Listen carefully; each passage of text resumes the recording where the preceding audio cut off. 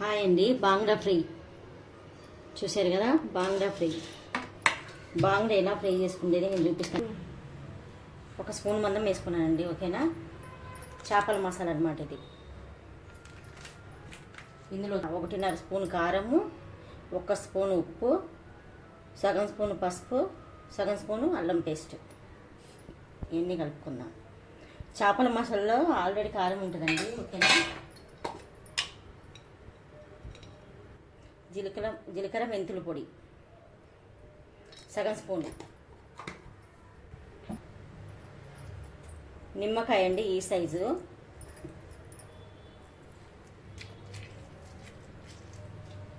Juice ఎక్కువనే ఉంది.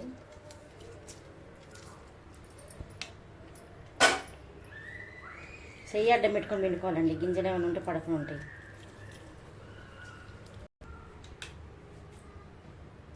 నిమ్మకాయ గింజ మంచి మిక్స్ చేసుకోవాలండి. ఇది కొంచెం ఆయిల్ వేసుకుందాము.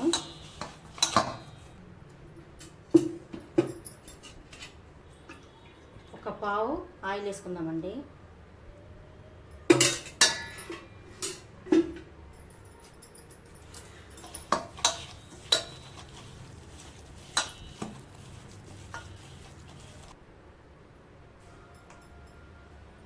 కాన్ఫ్లో అండి 1 స్పూను,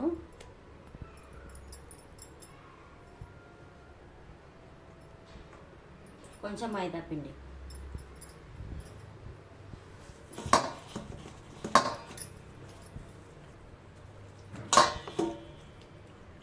కొంచెం వాటర్ వేసుకుందామండి.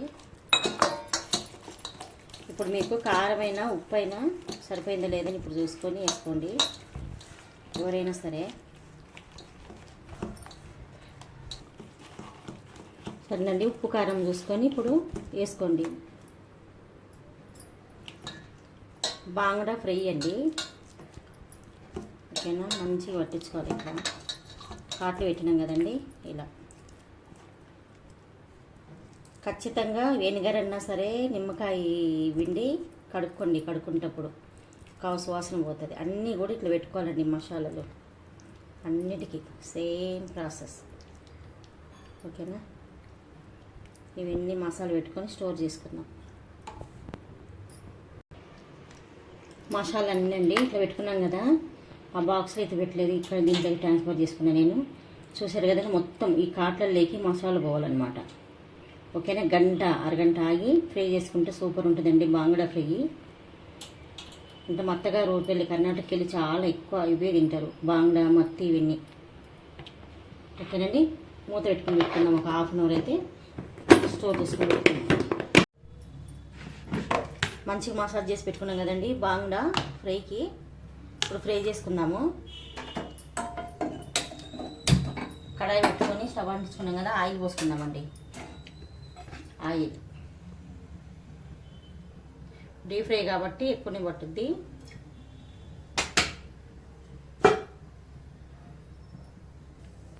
నూనె వేడిందండి.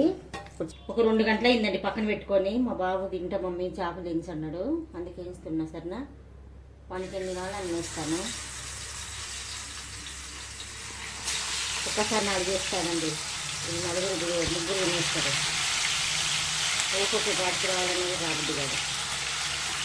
ఓకేనండి.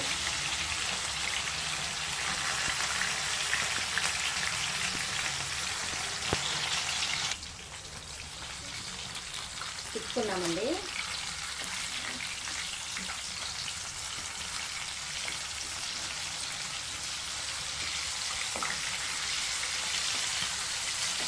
ఇట్లా. ఓకేనా. బాంగ్డా ఫ్రై రెడీ అవుతుందండి. చేపలైతే ఒక ఫ్రై అవుతున్నాయి. ఇప్పుడైతే చాయ్ పెట్టుకున్నా. కొంచెం వాళ్ళకి చాయ్ రాగా. బాంగ్డా ఫ్రై అంటే మాకైతే ఇష్టం అండి. చేపల ఫ్రై అయినప్పుడు చాయ్ తాగేస్తానండి. ఓకేనా. మీరు చాయ్ తాగించండి సాయంత్రం. ఇప్పుడైతే 6 అవుతుందండి. ఈరోజు రోజు 4:30 చాయ్ తాగాల. ఈరోజు అయితే 6 అవుతుంది. 6 అయినా కూడా మాకు వెళ్ళి చాయ్ పెట్టిద్దాం. నాకు ఆ చేపల ఫ్రై అయ్యేలోపు చాయ్ తాగేస్తాను. చూడండి ఫ్రై అయిపోయినాయి చేపలు. చూసారు కదా, మీ దగ్గర ఏదైనా డిష్ పేపర్ ఉంటే డిష్ పేపర్ వేసుకొని ప్లేట్లో వేసుకోండి. ఆయిల్ గుంజేస్తుంది. బాంగ్డా చేపల ఫ్రై. ఇక్కడ ఏమంటారో చేపలు చెప్పండి.